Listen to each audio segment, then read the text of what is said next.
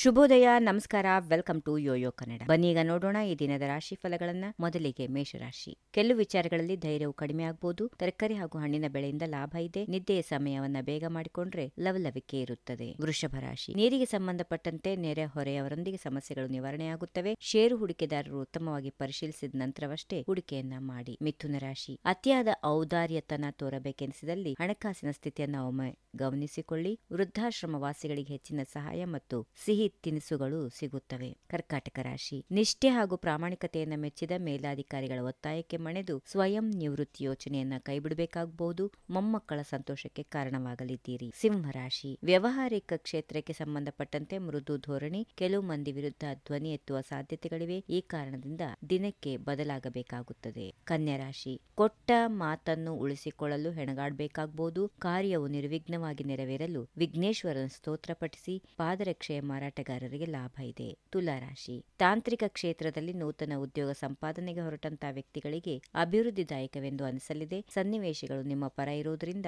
ನಿರಾಳವಾಗಿ ಮುಂದುವರಿಯಬಹುದು. ವೃಶ್ಚಿಕ ರಾಶಿ.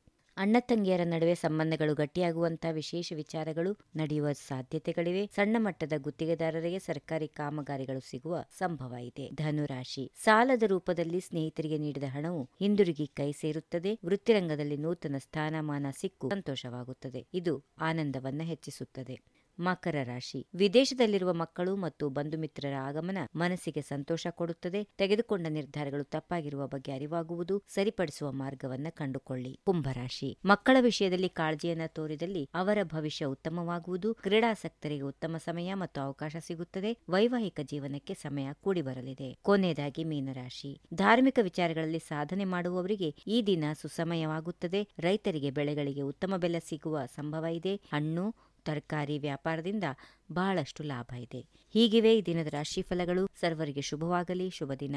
ನಮಸ್ಕಾರ. If you like this video, ಬೇಗ ಲೈಕ್ ಮಾಡಿ, ಕಾಮೆಂಟ್ ಮಾಡಿ, ಶೇರ್ ಮಾಡಿ ಹಾಗೂ ಯೋಯೋ ಟಿವಿ ಕನ್ನಡವನ್ನು ಸಬ್ಸ್ಕ್ರೈಬ್ ಮಾಡಿ.